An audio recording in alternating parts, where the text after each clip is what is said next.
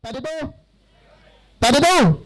Semoga di hujan ini kita menyimak kajian dari beliau, makin tambah keberkahan kita pada malam hari ini.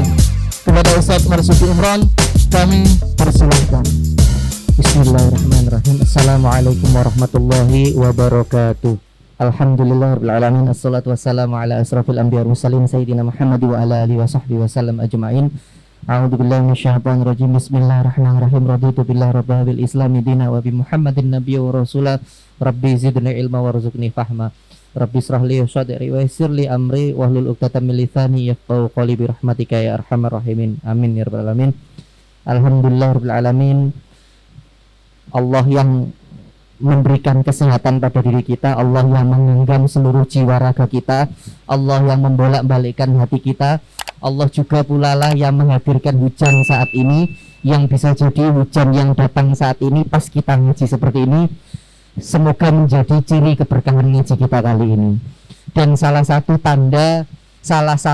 waktu dikabulkannya doa adalah ketika datang hujan. Jadi jenengan kalau misalnya ada doa yang ingin disampaikan, monggo silakan berdoa mumpung lagi hujan gitu kan ya. Ustadz saya belum dapat jodoh, nah ini waktunya ini ya, mumpung hujan terus gitu kan ya, balik mana gitu kan ya. Nah alhamdulillah ya, jadi monggo silakan berdoa. Ya Allah ya Rabb. Oh enggak apa-apa. Baik, salam serta salam kita sampaikan ke junjungan kita Rasulullah sallallahu alaihi wasallam. Allahumma shalli wa sallim wa barik ala alihi. Beliau adalah sebaik-baik teladan buat kita semuanya. Beliau sebaik-baik contoh dan kebaikan, contoh dan public figure buat kita semuanya. Beliau adalah the real idol. Beliaulah idola yang sesungguhnya. Beliaulah yang harus kita banyak pelajari, harus lebih banyak kita baca sejarah-sejarahnya. Karena ya kalau kita mau selamat ya nyontoh beliau. Nah teman-teman yang dirahmati Allah, langsung saja begini. Saya yakin jenengan sangat hafal, tadi sudah dibaca ayat yang memerintahkan tentang puasa.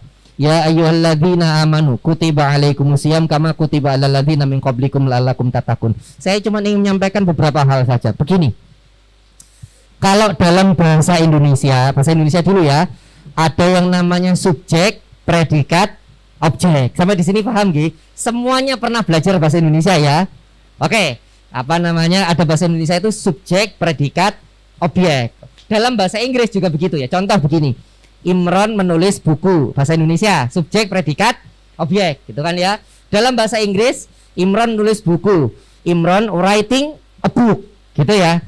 Nah dalam bahasa Indonesia kalau kalimat ini kan namanya kalimat aktif, dirubah menjadi kalimat pasif, nanti kayaknya gimana? Buku ditulis Imron, itu ya bahasa Indonesia gitu. Kalau bahasa Inggris, a book written by Imron. Saya tarik bahasa Inggrismu piye kota katok ayat mau. Yesus gitu kan ya. Oke, iki kita nonton Disney Plus mesti gelek subtitle iki mesti ya. Gelek nangone Lebah Ganteng sama P.I. Kansuki mesti iki. Kelakuan iki ya dundutan tok gitu ya. Oke, gitu ya kalau bahasa Inggris pas aktif bisa berubah menjadi pasif. Polanya sama plek. Bedanya kalau bahasa Arab juga sama, subjek, predikat, objek. Contoh, Imron menulis kitab, Imron menulis buku ya. Itu kalau dalam bahasa Arab katabal Imronu al-kitaba. Kataba itu, jadi kalau dalam bahasa Arab itu rata-rata predikat itu diletakkan di depan, bukan di tengah. Jadi kataba itu menulis Imron kitab. Tapi kalau dalam bahasa Indonesia ditulis Imron menulis kitab. Katabal Imronu kitaba, gitu ya. Tapi kalau kalimat aktif dirubah menjadi pasif, bukan hurufnya bukan urutannya diwal-walik, tapi harokatnya yang diganti. Kataba itu diganti menjadi kutiba. Jadi menulis itu kalau diganti kalimatnya menjadi ditulis itu jadi kutiba. Jadi kalau tulisannya kutibal kitabu, ditulis kitab. Nah bedanya bahasa Arab sama bahasa Indonesia. Bahasa Arab kalau kata kerja pasif tidak boleh ditulis subjeknya. Saya ulangi kalimat saya. Bahasa Arab kalau kata kerja pasif tidak boleh ditulis subjeknya. Apa itu si pelaku? Tidak boleh. Lihat ya. Bahasa Indonesia, buku ditulis oleh Imron, ada olehnya ya. Bahasa Inggris, a book written by Imron, gitu ya. Di dalam bahasa Arab tidak ada. Jadi kalau bahasa Arab ini kata kerja aktif dirubah menjadi pasif, pelakunya itu hilang. Itu aturan bahasa Arab. Jadi Kalau tadi itu katabal imronu kitaba, diwalik kutibal kitabu. Jadi imroni hilang. Itu bahasa Arab. Nah, Ustadz kenapa kok tiba-tiba jenengan cerita lagi nih? Karena begini teman-teman. Menurut kaidah bahasa Arab, kalau kalimatnya itu kalimat pasif, berarti pekerjaan itu berat banget. Saya ulangi kalimat saya. Kalau kalimat itu kalimat pasif, berarti pekerjaan itu berat banget. Sampai akhirnya apa namanya? Si pelakunya itu disembunyikan. Karena pekerjaannya begitu berat, maka pelakunya disembunyikan. Oke ya, sekarang jenengan perhatikan ayatnya tadi. Ya ayyuhalladzina amanu. Kutiba, wis supaya jenengan bisa ngertikan, alaikumnya hilangkan saja. Kutiba siyamu. Kutiba ditulis siyamu, puasa. Ditulis itu kalau kita terjemahkan ditakdirkan puasa untukmu. Pertanyaan saya, subjeknya ada enggak? Saya tanya, subjeknya ada enggak? Enggak ada, cuman dituliskan puasa untukmu. Subjeknya ada enggak? Enggak ada. Ustadz jenengan mau cerita apa sih? Kalau dari bahasa ini, meskipun kita sama-sama tahu yang memerintahkan kita puasa itu Allah, tapi di sini Allah enggak ditulis, sama seperti ayat tentang perang. Itu pakai bahasa pasif. Kalimat pasif bukan aktif. Apa maksudnya? Berarti teman-teman, puasa itu berat. Kalau enggak berat, kenapa digunakan kata kerja pasif? Gitu loh. Kenapa tiba-tiba saya cerita seperti ini? Supaya jenengan itu tahu kalau puasa itu abot. Gak gampang, puasa itu abot. Dan puasa itu berat kalau enggak tahu ilmunya, bahaya. Saya ulangi kalimat saya. Puasa itu berat kalau enggak tahu ilmunya, bahaya. Kok bisa Ustadz begini? Ada anak kecil nabung, dia nabung lama karena pengen masuk mall ceritanya. Aku tak melebu mall, tak tukui barang-barang nang mall. Makanya aku nabung. Setelah selesai nabung, tabungannya selama 2 bulan berturut-turut kumpul. Wih, dapat 1 juta misalnya. Masuklah dia mall. Masuk mall pengen belanja ini lihat buah apel gitu kan ya. Ada handphone yang jatuh kah? Oh enggak, ya aman. Daripada dibuang kasihkan ini buat donasi, enggak apa-apa ini. Buat dori itu loh ya. Daripada dibuang. Sampai di mana tadi? Nah, ketika dia masuk mall itu karena dia enggak punya ilmunya belanja di mall, maka apa yang terjadi? Setiap Setiap ada buah-buahan, setiap ada makanan dicecep sama dia. Ada buah apel dipetik, dipangan, anggur dimakan, semua dimakan. Ketika semua dimakan, diambil satu persatu, diliatin sama kasirnya. Luar lagi kok maya gitu kan ya. Kok semuanya diambilin gitu ya. Nah, setelah diambil, dia bayar ke kasir, apa kata kasirnya? Uangnya diterima, barangnya enggak dikasihkan. Dia bingung, loh, kenapa kok barang saya tidak dikasihkan? Kan saya sudah bayar. Apa katanya? Loh, jenengan Anda itu dari tadi sudah nyuwili satu-satu, sudah ngambil satu persatu. Ya Anda enggak berhak untuk dapat bendanya. Wong Anda sudah bayar, Anda itu bayar untuk Anda yang cuil satu persatu tadi loh. Nah, anak ini tadi rugi. Kenapa? Bayar tapi enggak dapat barangnya. Kenapa dia rugi? Karena dia tidak tahu ilmunya tentang belanja di mall. Ustadz, saya sudah tidak pernah belanja di mall. Loh, belanja di mana? 11, 12. Karepmu masih iklan iku BTS. Apa? Siapa iku? Blackpink urusanmu ya. Iku ngentekno dhuwitku soal iku ya. Ya, iki sik bojoku nonton kae bahaya iki. Baik, lanjut. Ustadz, kenapa tiba-tiba tadi cerita tentang belanja itu? Karena orang puasa itu persis seperti orang belanja tadi. Apa kata Rasulullah? Ada orang-orang yang puasa tapi dia tidak dapat pahala apa-apa. Ini kata Rasulullah, ada orang puasa tapi dia tidak dapat pahala apa-apa. Yang dia dapat cuma lapar dan dahaga. Sama anak kecil tadi loh. Wes bayar tapi gak oleh buah-buahan, yang tidak dapat barangnya. Kenapa? Karena dia tidak tahu ilmunya. Sama. Ada orang-orang yang puasa tapi ngoyok, panas-panas, kencring-kencring, tidak dapat pahala sama sekali. Kenapa? Karena dia tidak tahu ilmunya. Maka kalau jenengan tahu ilmunya, jenengan tidak rugi, jenengan tidak akan alarek gitu. Walah, posoku gak oleh pahala. Nah itu kenapa? Karena jenengan tahu ilmunya. Nah ini yang sekarang kita akan bahas. Ustadz, bagaimana menjaga puasa kita? Menjaga puasa kita itu sama seperti menjaga gelas ini. Ini loh. Sama seperti menjaga gelas ini. Kalau saya begitu fokus dengan gelas ini, ketika saya jalan, saya akan tetap menghatikan gelas ini. Nang sebelah ono udan terus, nang sebelah ono rasan-rasan, gak ngurus. Kenapa? Karena saya fokus sama gelas ini. Karena kalau saya toleh kanan toleh kiri, ini tumpah. Nah, saya kan fokus, pokoknya aku dulu gelas, nang kono gulung komeng gitu. Mbak manajer nang kono mangan rujak, gak ngurus saya. Karena saya fokus lihat gelas, jangan sampai tumpah. Lah itu namanya menjaga takwa atau menjaga keberkahan Ramadan. Ya sama seperti melihat gelas itu tadi. Apa maksudnya? Kalau jenengan itu fokus sama Ramadan, jenengan tidak akan fokus untuk memperhatikan yang lainnya. Saya ulangi kalimat saya, kalau jenengan itu fokus sama Ramadan, jenengan tidak akan sempat untuk melihat yang lainnya.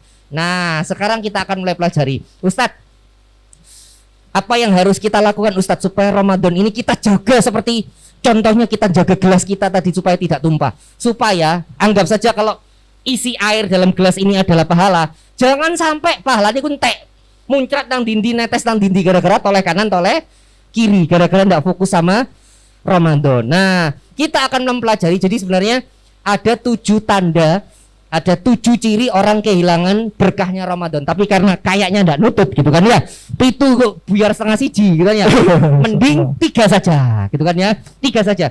3 cirinya orang kehilangan Ramadan. Apa itu kehilangan berkahnya Ramadan? Apa itu? Yang pertama, ciri yang pertama adalah dia tidak melakukan persiapan. Saya ulang kalimat saya. Kalau katanya para motivator gitu kan ya, orang yang gagal mempersiapkan berarti mempersiapkan kegagalan kan gitu kata motivator gitu kan ya. Saya bukan motivator, saya Hokage gitu kan ya. Jadi saya tidak pakai kalimat itu. Saya cuma bilang kalau jenengan tidak ada persiapan menyambut Ramadan, pasti bisa dipastikan gagal Ramadan Anda. Kok bisa Ustadz? Begini, gampang begini. Mbak, artis penyanyi senenganmu sopo? Ojo Aldebaran gitu penyanyi itu Jamet. Iku ikatan cinta jamet malah.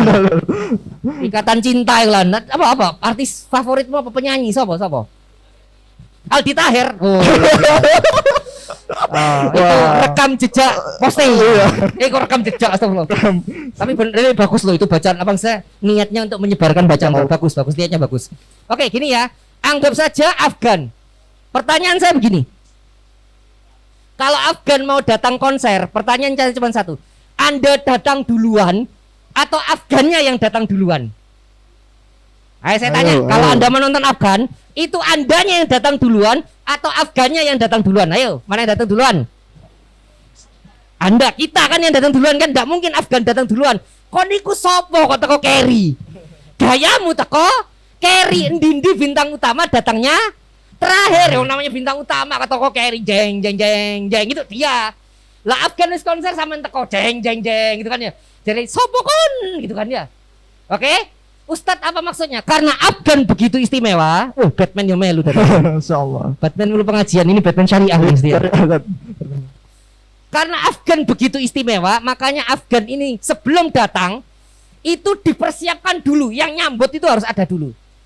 Oke, apa maksudnya Ustadz? Karena Ramadan itu istimewa, maka sebelum dia datang, penyambutan itu sudah ada dulu. Apa Ustadz penyambutan Ramadan? Ada 2. Yang pertama namanya Rajab, yang kedua namanya Sya'ban. Jadi sebelum Ramadan datang, Rajab dan Sya'ban itu datang dulu. Makanya ada yang namanya puasa Rajab dan puasa Sya'ban. Oke, nek puasa Sya'ban tidak ada yang berbeda pendapat. Semua bisa dibilang mengatakan puasa Sya'ban sunnah. Kalau puasa Rajab Ustadz, saya kalau bahas dalil bisa panjang, tidak nutut waktunya. Saya cuma langsung menyampaikan kesimpulannya. Puasa Rajab, menurut teman-teman kita yang salaf, puasa Rajab itu hukumnya haram. Itu yang pertama. Puasa Rajab, menurut teman-teman kita yang bermadzhab Hambali, hukumnya makruh. Puasa Rajab, menurut teman-teman kita yang bermadzhab Hanafi, Maliki, Syafi'i, hukumnya sunnah. Apa maksudnya? Jumhur atau mayoritas ulama mengatakan puasa Rajab hukumnya sunnah. Pertanyaan saya, kenapa tiba-tiba saya cerita begini? Ciri orang yang gagal mempersiapkan Ramadan adalah ciri orang kehilangan keberkahan Ramadan adalah dia tidak persiapan. Apa itu artinya persiapan? Dia tidak latihan. Tidak latihan puasa. Tak tanya, Rajab poso ora? Oke, Rajab wis lewat, Sya'ban iki poso ora? Tinggal berapa hari nih? Ngono njaluk oleh jodoh ra poso. Modelanmu Dapat jodoh. mulai ustadnya mulai babah kon. Aku seneng ngegas di urusan ginian. Soalnya saya sing populer sing ngegas ya. Sing santun-santun gak populer soalnya ya. Aku seneng ngegas. Oke, lanjut ya. Kalau jenengan Ustadz mumpung tinggal berapa hari ini? Tinggal 12 hari, 12 atau 13 hari Sya'ban ini. Mumpung tinggal berapa hari ini?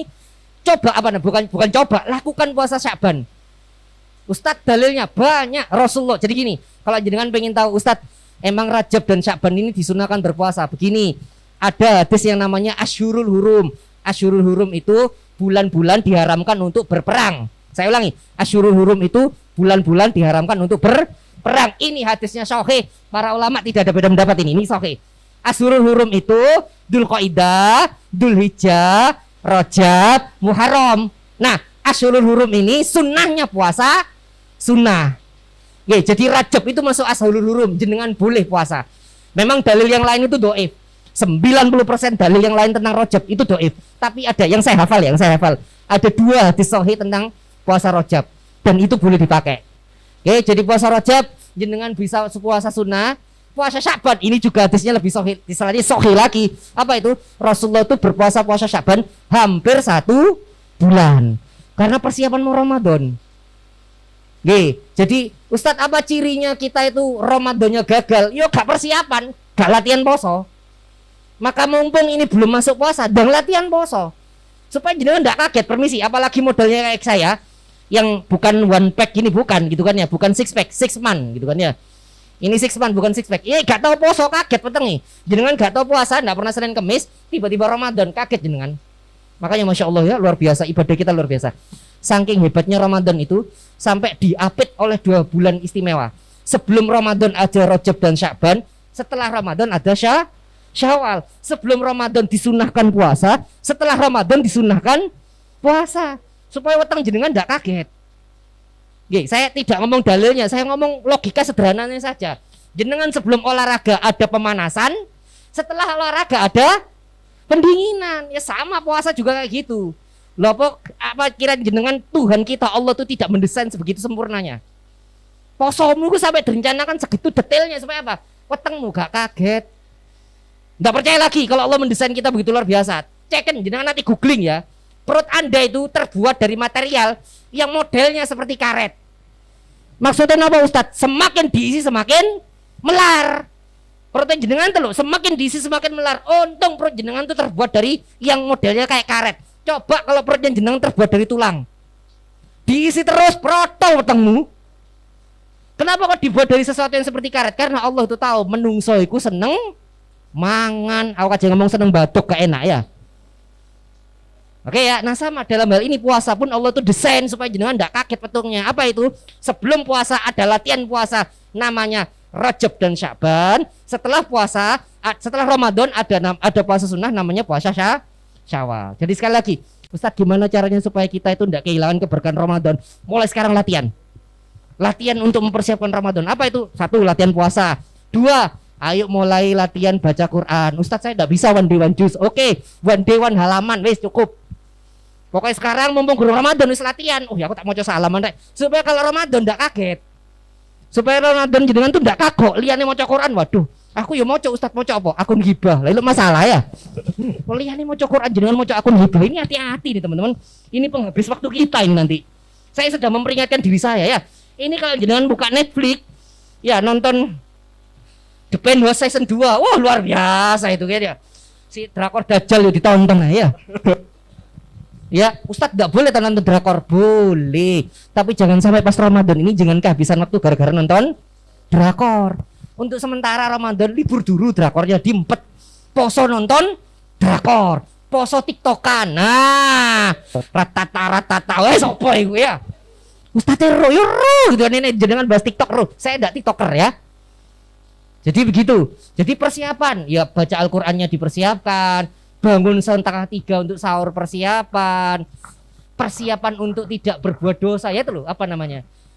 Ketika Ramadan supaya Anda terbiasa. Dengan apa? Dimulai persiapan saat ini ya. Itu pertama. Ciri nomor 2. Kalau tadi ciri orang kehilangan keberkahan adalah orang yang tidak melakukan persiapan di bulan Rajab dan Sya'ban. Ciri yang kedua, orang yang kehilangan keberkahan Ramadan adalah orang yang perutnya dan tenggorokannya puasa, tapi anggota tubuh lainnya tidak berpuasa. Saya ulangi kalimat saya. Ciri orang kehilangan keberkahan Ramadan adalah perut dan tenggorokannya berpuasa, perut dan kerongkongannya maksud saya berpuasa, tapi anggota tubuh lainnya tidak berpuasa. Maksudnya kayak gimana Ustadz? Jenengan lapar, jenengan menahan lapar dan dahaga, tapi lisannya masih tetap riba. lisannya masih menjadi kekuatan super power super besar di Indonesia, netizen Indonesia gitu kan ya, yang mampu menutup akun Al-Englan gitu kan ya, kan netizen Indonesia. Nah kalau jenengan masih bergabung di akun netizen itu, masih ikut menghujat, maka pahala puasa Anda hilang. Ya jadi begini, Ustadz saya puasa, tapi saya tetap bae ngrasani wong, saya tetap bae mencibir orang lain, nah puasamu hilang pahala nih. Maka itu jenengan hati-hati, kalau pas puasa itu jangan sampai lisannya ikutan enggak puasa, jangan sampai lisannya enggak puasa, lisannya juga puasa juga. Gini contoh, jenengan sudah ngaji, terus ya pokoknya ngajinya bagus lah. Terus ada teman jenengan ngaji gitu kan ya, diwaca alhamdulillahirabbil ngalamin, jenengan ngomong ngaji kok ngono, ngaji model opo? Itu loh, wes posomu hilang iku pahala nih. Ya maaf mas, maaf kalau kalimat saya kurang sopan, karena saya dulu seperti itu, ini dosa saya, jangan ditiru. Nggih, seakan-akan mari ngaji hebat ngomentari wong akeh. Ada mbak-mbak pakai jilbab, tapi sakwene. Lengane sakwene. Kaya lengan sakwene. Komentar, jilbaban opo iku. Nah, itu wis, pahala posomu hilang wis. Komentar orang lain, maaf kalau kalimat saya kurang sopan. Poso tapi celonoan. Poso opo iku, jilbaban tapi celonoan. Itu ngomentari orang lain. Maaf, saya dulu seperti itu. Sok-sokan mari ngaji terus ngomentari orang lain. Ya. Jilbaban tapi ketat. Yuk, saya tidak bilang bahwa itu benar, saya tidak bilang itu benar. Tapi kita ngomentari orang lain, pahala puasa kita hilang. Permisi, maaf ya kalau kalimat kurang sopan. Maaf. Ada anak belajar pakai jilbab, terus pakai jilbabnya belum sempurna, masih ketat. Maaf ge. Terus jenengan ngomong, jilbaban kok ketat, kok pakai selam mah. Gitu kan ge. Kok pakai selam mah. Terus ketika dia ngomong ini, "Lho sik talah, aku iki sik tas belajar jilbab, kok ilono koyo ngono." Ya wis, menikah jilbab lho, ya kan ya. Gara-gara jenengan komentari. Daripada komentar doakan, ya Allah keren jenengan mbak, semoga besok jadi lebih baik lagi, kan enak. Dia kan mikir, oh jilbab sing apik modelnya apa, nah gitu loh. Daripada komentari, kita tuh sering komentari orang lain. Meskipun saya tahu itu kekuatan besar netizen Indonesia. Mengomentari orang lain, itu sebagai menunjukkan begitu penganggurannya orang Indonesia. Saya ada bercanda, ya. 2012 saya ikut trainingnya tuh di Semwaringin. Itu ada survei, beliau menunjukkan survei 2012 negara terbanyak 2012 ya, sudah lama ini. Negara dengan akun Twitter terbanyak nomor 2 Indonesia. Nomor 2 Indonesia. Dengan akun Twitter terbanyak. Kota ini dengan apa? Dengan nge-tweet terbanyak nomor 1 Jakarta. Rasa nokon. Kesimpulannya apa? Orang Indonesia itu seneng ngomong. Kalau sekarang diganti, orang Indonesia itu seneng baku hantam. Nah, gitu kan ya.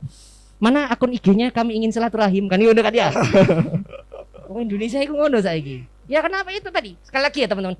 Kalau jenengan nanti pas puasa, perutnya puasa, tenggorokannya puasa, tapi lisannya ndak puasa, jempolnya ndak puasa, telinganya ndak puasa, percuma hilang pahala poso nih. Itu sama seperti kayak yang saya cerita tadi, ngoyo poso tapi gak oleh apa-apa. Paham nggih? Jadi nanti pas puasa hati-hati betul dijaga, jangan sampai toleh kanan, maksudnya fokus pada puasa Anda, enggak usah memperhatikan yang lain. Fokus saja sama ibadah Ramadan Anda. Oke, jangan sampai karena ya itu tadi perilaku-perilaku yang Anda anggap sepele malah itu mengurangi pahala Ramadan Anda. Kayak apalagi Ustadz, selain jempolnya dijaga, lisannya dijaga, telinganya dijaga, maaf, matanya juga dijaga. Mas permisi. Enggak salah buka Instagram, buka Facebook itu enggak salah, enggak ada masalahnya. Cuman kan koncomu nang Facebook ambek koncomu nang Instagram kan gak kabeh klambine sopan. Kan ono konco-koncomu sing maaf, klambine kan maaf. Saya rada-rada ketat. Ya maaf. Terus jenengan buka cek, desek pas foto kayak ngono, cek astagfirullahaladzim. Alhamdulillah kan ya soro gitu kan ya. Makanya hati-hati kalau jenengan enggak bisa jaga penglihatan jenengan, maka pahala puasa bisa hilang tuh gara-gara buka Instagram. Yo pancen konco jenengan enggak paham. Dia enggak ngerti ilmu begituan, tapi kita yang kena. Jadi hati-hati kalau buka profil atau buka Instagram atau buka apapun, hati-hati, sangat hati-hati. Wes ketok loh, sambil gak ngendang, geser, skip gitu kan ya. Geser, jangan sampai terlihat karena pahala puasa Anda bisa hilang. Mbak, gak cuman wong lanang, Mbak, wong wedok podo ae, sama aja. Buktinya Zulaiha sama Nabi Yusuf. Sama aja, laki-laki yang delok wong lanang ganteng, opa gitu jenengan nggih. Paham nggih? Jadi perut Anda puasa, kerongkongan Anda puasa tapi anggota tubuh lain tidak puasa. Nah itu ciri yang kedua, kehilangan berkah Ramadan. Lalu yang ketiga, ciri yang ketiga apa Ustadz? Kehilangan berkahnya Ramadan, Ciri yang ketiga itu, nah itu akan menunjukkan sifat asli Anda. Ciri yang ketiga adalah pada saat Ramadan tidak mau sedekah, ini bahaya. Saya ulangi kalimat saya. Pada saat Ramadan tidak mau sedekah, ini bahaya. Ustadz, kenapa jenengan bilang bahaya? Begini, kalau selain Ramadan Anda tidak sedekah, saya tidak ngomong ini benar ya, tapi wajar. Kenapa? Karena selain bulan Ramadan itu setannya banyak. Kacing sedekah, ojo, eman, kayak nonton BTS, eman gitu kan ya. Kayak tuh tiket BTS itu loh, tuku kopi sing, ya suka ono lah ya kopi di BTS yang lebih kok, ojo, gitu kan ya. Eman, loh, jenengan kalau pas dak Ramadan, setan penggodanya banyak. Tapi kalau pas Ramadan, setannya kan tidak ada. Setannya kan dicancang. Lah pas Ramadan, Anda tidak mau sedekah, berarti yang goda Anda itu bukan setan. Yang goda Anda itu diri Anda sendiri. Jangan-jangan setan yang Anda goda. Aku gak kegoda. Nah gitu kan ya. Apa maksudnya? Berarti kalau jenengan bulan Ramadan pelit, ya itu sifat asli Anda berarti kalau pelit. Kalau di luar Ramadan Anda pelit, mungkin itu karena godaan setan. Tapi kalau pas Ramadan Anda pelit, ya itu aslimu pelit. Pelit bin bakhil bin kikir. Kontrasano, saya tadi barusan ngisi seminar pranikah di Gresik sana, ada seorang bapak tanya, Ustadz, bagaimana menentukan ciri menantu yang baik? Satu, yang penting sholat, Pak. Oh salah. Yang penting hidup, Pak. Loh kok hidup, Ustadz? Iya, karena sekarang banyak wanita itu milih kriteria jodoh itu halu. Ya, itu Ali. Dengar adzan, bangun, lari. Kalau kita Allahu Akbar, dorong. Cek. Masya Allah, alhamdulillah. Mohon maaf teman-teman online tadi sempat terkendala net kami. Baik, lanjut. Cek. Baik. Sama itu. Nah, Ali itu pernah ketika adzan Allahu Akbar, telat saya lari. Pas lari, lewat ketika mau menuju masjid, kayak ada gang kecil gitu, jalanan kecil. Di depannya ada seorang kakek-kakek jalan, orang tua jalan. Nah, Ali ini mau lari, mau ngelewat, mikir, nek aku nerabas, aku melewati orang ini ndak sopan. Tapi kalau aku nungguin lama, telat tahu, gak melu jamaah subuh. Tahu apa yang dilakukan Ali? Nungguin di belakang, dia ndak lewat. Ya wis lah, tak kemburi. Jadi mlaku kok ngene, dia mlaku pelan. Embatin ndang Ali gitu kan dia. Itu kan kita, ndak Ali sabar ditungguin. Lalu ketika orang tua itu sudah pergi, Ali baru lari melanjutkan ke masjid. Nah, yang menarik begini, ketika sampai itu Rasulullah masih rokok. Rasulullah bisa rokok suwi gitu kan ya. Lu saya nonton aku sholat loh, baru rokok gitu kan ya.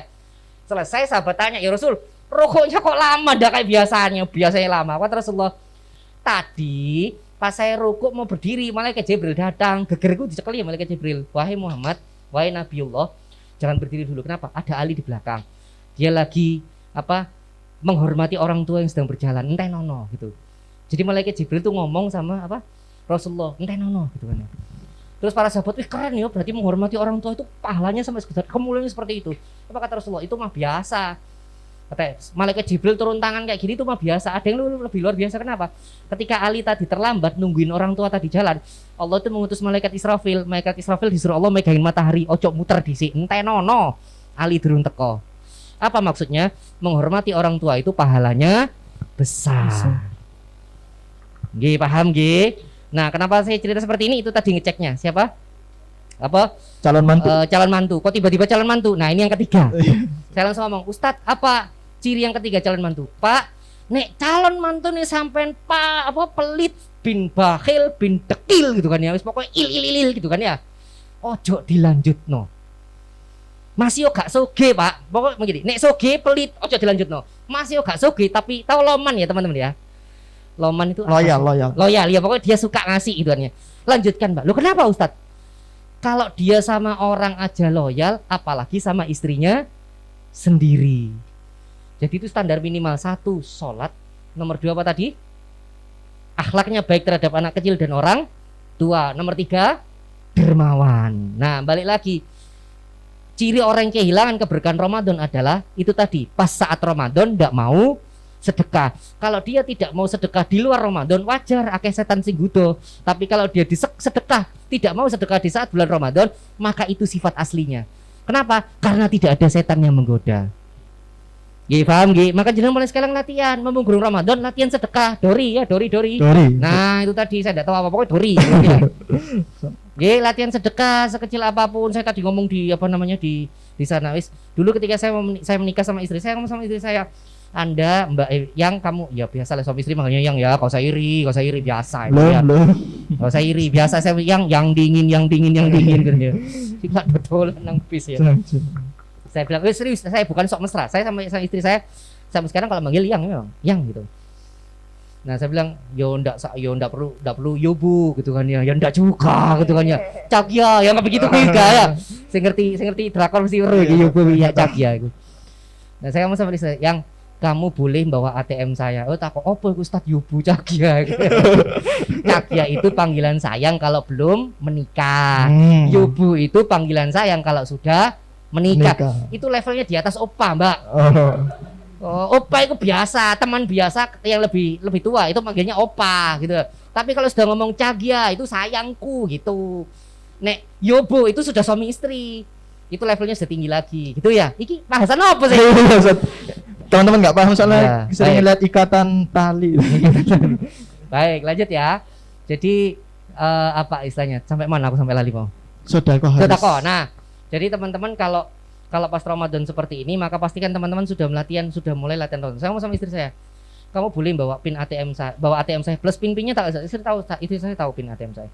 Terus ATM-nya dibawa silahkan, istilahnya mau menghabiskan uang untuk 11 12 silahkan, enggak masalah. Saya enggak nang efek. Pokoknya kayak tuku tiket konser BTS gitu ayo.